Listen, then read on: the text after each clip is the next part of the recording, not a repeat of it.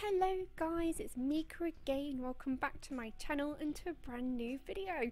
So today we are looking at yet another speed build. This is a rather special one, it has to be said.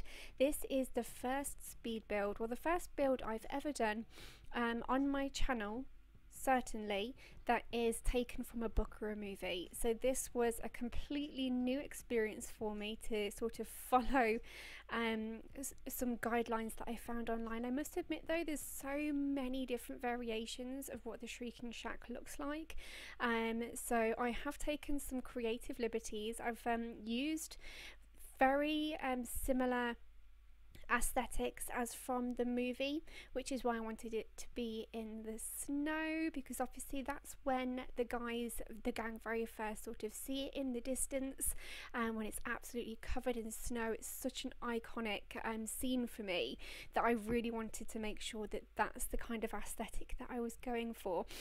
So today is going to be absolutely 110% about Harry Potter for the next 20 minutes, guys. So go get yourself a nice warm cup of tea or whatever it is that you want to, you know, quench your thirst with, because I'm going to get down to it. It's so rare that I get the chance to speak about Harry Potter that I am literally so excited. So I wanted to read a little bit of information that I found online to do with the Shrieking Shack, and go through it in a little bit more detail with you guys. Everybody, as far as I'm concerned, or as far as I'm aware, everybody knows the origins of the Shrieking Shack, but for those of you that aren't too sure, and also for those of you that are just massive fans of Harry Potter and you just love to hear about anything remotely to do with it, I'm going to go through its history and some excerpts as well from the Prisoner of Azkaban book, which is the book that it features so massively in. So the Shrieking Shack is an abandoned house and it's on the outskirts of the village of Hogsmeade. And Hogsmeade is probably one of the most spectacular villages, as far as I'm concerned, in the world. She speaks as though it's real. But when I was little, I wanted to live in Hogsmeade. It was such a dream of mine to move there when I was older, and I'd made it as a wizard. I'd made it as a witch. You know, I was definitely going to move myself into Hogsmeade. Maybe even to the Shrieking Shack itself. Let's be honest, guys, everybody was thinking that, and nobody was thinking that it was out of the realms of possibility for me. I would live here, no doubt whatsoever.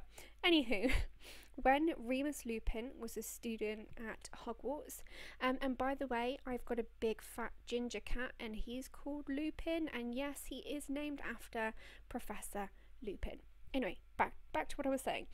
He was brought to the Shrieking Shack to transform into a werewolf in secret each month. So it was kind of like his safe haven, because if he was constantly transforming in Hogwarts every month, it might have caused some issues. So they needed somewhere safe to go. And the noises that are made by the werewolf basically leads the residents of Hogsmeade to believe that the Shrieking Shack is haunted, hence the name. So that's a very sort of brief overview. So there's a couple of excerpts as well that I found from the book, so I just want to delve into those a little bit deeper. And these are all from the story Harry Potter and the Prisoner of Azkaban, which is also one of my absolute favourite Harry Potter books and Harry Potter films. And the reason for that is because that is really when the story starts to get a little bit darker. Because if you think about it, the first movie, the first book, the second movie, the second book, it's very colourful, it's very bright, it's very sort of absolute child's fantasy, imagination, magic, sparkles and beautifulness. You know, that's the way I very much see the first two books and movies. But then when we go through to the third part of the story, the Prisoner of Azkaban, you know, that's when things really start to get a little bit murky. You know, that's when things start to, obviously Voldemort, sorry, he who must not be named, is already in the story quite prevalently by the time the third book comes out, but there's other dangers that start to get introduced as well. You know, Hogwarts, which is a place where, you know, as far as you were concerned up until that point, was an impenetrable fortress that nobody could get into, and now suddenly that's been put to question. You know, there's still threats outside that are absolutely nothing to do with Voldemort. You know, there's an entirely new threat out there. The colour, the sort of the palette that they go with for the films is a lot grayer, is a lot darker. You know, as I've just mentioned, this whole scene is set in an absolute winter wonderland of a landscape, so it's very whitewash, and there's not really any sort of discernible colour other than in you know, Diagon Alley and the usual shops and bits and bobs that are super colourful. But there's just an overturn. There's an overturn of a feeling of dread and feeling of the unknown with the third film and the third book, which I just absolutely loved. You know, I'm a dark princess, guys. I can't help myself. So anyway, this excerpt comes from, as I mentioned, Harry Potter and the Prisoner of Azkaban, chapter 14. The Shrieking Shack is the most haunted dwelling in Britain, a slightly creepy building even in daylight, with boarded up windows in an overgrown garden. It's located on a hill above Hogsmeade.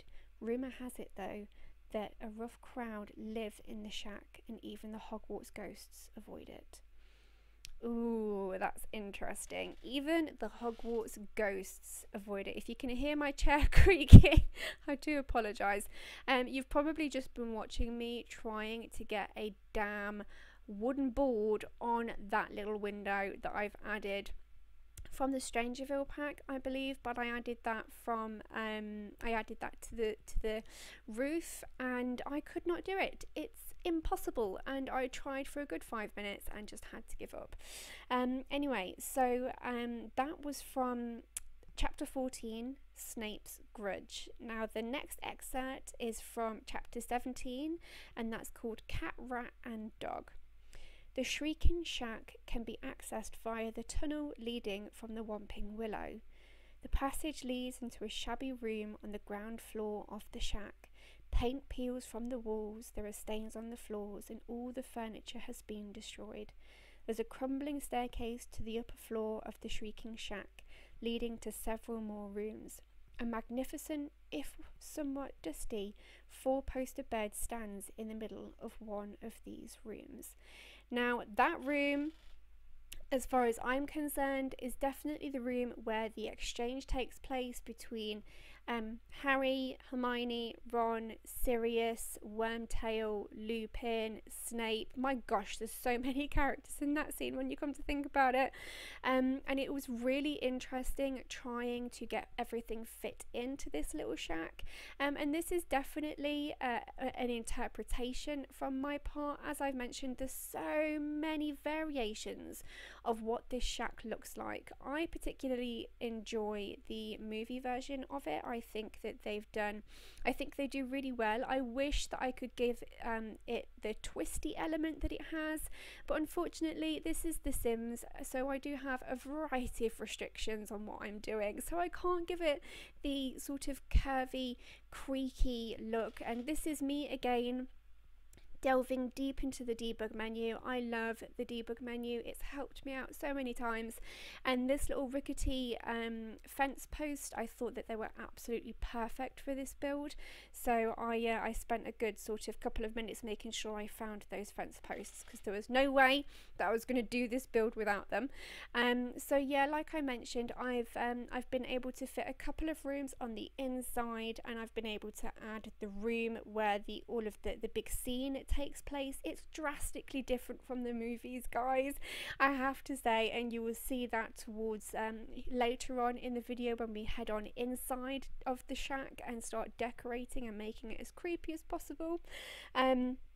Right, so I've got another excerpt for you. This is discovered in chapter 18, and once again this is Prisoner of Azkaban. This particular chapter is called Moony, Wormtail, Padfoot and Prongs. The Shrieking Shack was built as part of the precautions set in place whilst Remus Lupin was at Hogwarts. Lupin used the shack for his transformations into the werewolf during the full moon. It was he who made the terrible noises that were rumoured to be violent spirits.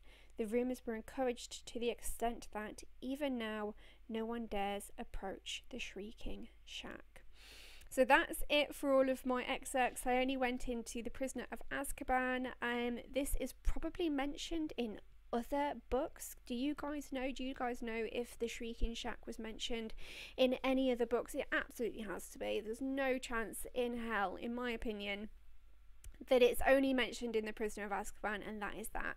But I explored the Prisoner of Azkaban book in more detail and had a little bit of a look online to see where I can find everything. But yeah, the shack for me was probably one of the most iconic buildings in all of the story, in all of the Harry Potter story, folklore, all of it. And I know it's only a small part, it's a small building in a little village, but and don't get me wrong, Hogwarts Castle is without doubt my absolute favourite building within the Harry Potter. Do you know what? There's so many. There's the obviously the Weasleys burrow, and then there is Xenophilius Lovegood's house as well, which is absolutely phenomenal. There's also obviously the Three Broomsticks, Madame Rose Murta's pub. There's so many iconic buildings in Harry Potter, and I'd love to build them all, but you know what, it's just a matter of time, isn't it? Because you know that these builds are going to take you hours to get right and to achieve properly. This is me messing around with a fireplace because I can't figure out how I'm going to do it. And by the way, before I do carry prattling on about my obsession with Harry Potter, which I'm sure you guys are already bored to tears of and you're wishing that I'd just shut up, but I'm not going to, unfortunately. But yeah, before I do carry on doing all of that, I just wanted to let you guys know that all of the CC that I've used within this build you can find on my haunted house CC link collection list, which I've created and made a blog for, so I will link that down below. There are a couple of items in this particular build that aren't on that list because I specifically downloaded them for the Shrieking Shack and are nowhere to be found in my haunted house. So I will also link those below in the description, so as you can just click on them and go and find them straight away. It's all by Cardoff, Kardofe. I believe it's got an E on the end, but they are my favourite, well, they're one of my favourite furniture and object CC creators. They are absolutely phenomenal, and they are the ones that do most of the dystopia, dirty, broken kind of furniture that you've seen me use in the past. They've all been done by Cardoff. I think there's a couple of pieces, random pieces that I found with a couple of other creators, but predominantly it is Cardoff where I get all of my things from. So I downloaded a new set, and that included the mattress, and I did actually put this link on my Twitter a few days ago when I found it, so you guys could use it if you wanted to, because it reminded me that's the mattress just there. But it reminded me of the mattress that we are going to be getting for the Eco Lifestyle upcoming pack that you can dumpster dive for. So I was like, oh my gosh, we've got a mattress already, perfect. So I thought I'd share it for you guys, for anybody that's looking for that mattress fix before we get the pack. But yeah, this is the iconic room where the scene took place with the exchange, where Wormtail was outed as being Peter Pettigrew, where Ron lost his beloved pet rat. It all went down in this little room. So I noticed when I was looking up the movie set and reading bits and bobs, the walls were absolutely covered in fabric, and it was this really awful, tattered, haggard, horrific fabric, and I didn't have anything remotely like that, and I was pretty gutted. And I actually made a mental note to myself to see if I can actually find any haggard curtains. I didn't get a chance to for this particular build because I was really quite happy with the curtains that I went with to add fabric onto the walls. Everything I made everything dirty and cracked. The cracks are from Jungle Adventure. everywhere, and all of the dirt and the spillages on the floors and everything, all of that I believe is from Strangerville, and that is how I was basically able to give the house the really murky, grimy, nasty sort of feel that it has. So like I mentioned earlier, I had to be really quite creative with how I fixed this in. I wanted the stairs to be enclosed, and I wanted you to have to go through a door in order to get into the room. I also knew that there were other rooms on this floor as well, which is why I created the teeny little bedroom on the other side of the hallway. And there was no way in hell that I was going to be able to do this bang on. Like I said, we have quite a lot of restrictions within The Sims 4, and this was just me having fun. I really didn't want to stress myself out. The fact that this mattress has a clippy on top of it is just everything as far as I'm concerned. I think we can assume that when we get the Sims one, it's not going to be the same way. But yeah, I tried to get some of the elements. That were within the movie. So you've got the fabric on the walls. There was also steps up to the window at the front of the place. So I've got these steps that they're sort of CC steps, and they're actually designed to go on the sides of your staircases, so they look a lot bigger and a lot grander. But I used them in pretty much everything else other than that specific purpose, and they were brilliant for this instance because, like I mentioned, there's steps up to the window in the movie, and there is no way of replicating that in a real sort of functional way for The Sims. So I just added one of those steps that I got from, I can't even remember where I got it from now. The Sims resource, I would imagine. But yeah, a lot more sort of wooden boards going everywhere.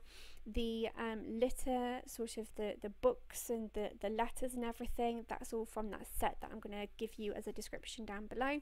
Now this little random window that I'm adding, if you look at the movie, there's kind of like a set of doors, if you like, that are broken, there's glass in them, there's windows, and it's absolutely awful and haggard and run down. But there are these sort of windows and doors separating the bed from the rest of the bedroom. So although there was no way in hell that I was going to be able to replicate that, I wanted to give some kind of, you know, tip my hat to it, a bit of a homage to that. And that's basically the way I approached absolutely everything with this build. This is the only room that I really looked at the movie as reference for. The rest of the rooms, like this room that I'm about to do, like the dining room, the rooms below, this was absolutely just me having fun with the Shrieking Shack. And there's pictures out there of different rooms within the shack if you want to follow them. And like I said, there's not a huge amount of information out there visual wise, but there's a little bit. But I kind of wanted to just have fun with it myself and not freak myself out about getting it too perfect, because as soon as I go down that road, guys, I'm an absolute friggin' nightmare. I tell you, I lose the plot, and I think you guys probably already know that about me, that I lose it. But look at that side cabinet. That side cabinet again is part of the set that I've already that I'm going to be providing for you guys, that I already have on Twitter, but I will do again below in the description. I just love it with the broken shattered windows and everything. It's so friggin' good. Lots of wooden boards hanging around the place, because obviously there's boards on the windows, so these are just kind of, I felt as though they were leftover boards from when whoever it was that boarded them up, whichever wizard it was that did that. By the way, I've set this in Glimmerbrook, so this is in the sort of it's the empty plot. So obviously when you get to Glimmerbrook, you've got four residential plots, sorry. One of them is empty and essentially your starter home, which is actually the home that I improved upon for Prudence Hubble, my A Witch in Tribble LP. One of them is the Charm household, and the other one is the other sort of family that you're provided with in Realm of Magic. So I used the blank lot to create the Shrieking Shack, and I've got two lads living in that plot in my A Witch in Tribble save file, and you have no idea how tempting it is to demolish their houses and put the Shrieking Shack in their place. So as I've got it in Prudence's world, because this is a completely different save file, this is my challenges save file, so this save file has all kinds of crazy builds in it. There's no specific theme like there is in my A Witch in Trouble save file, where everything is just so and it has to be in a very particular way. This save file is all about having fun and being creative, which is why I did this in the first place. But I'm going to love you and leave you guys so as you can enjoy the tour. If you did like the video, please subscribe to my channel, hit that like button and notification bell, and I will see you very soon, guys. Take care of yourself, keep safe, keep well, and I love you, and I shall see you very, very soon. Bye bye, guys. Bye.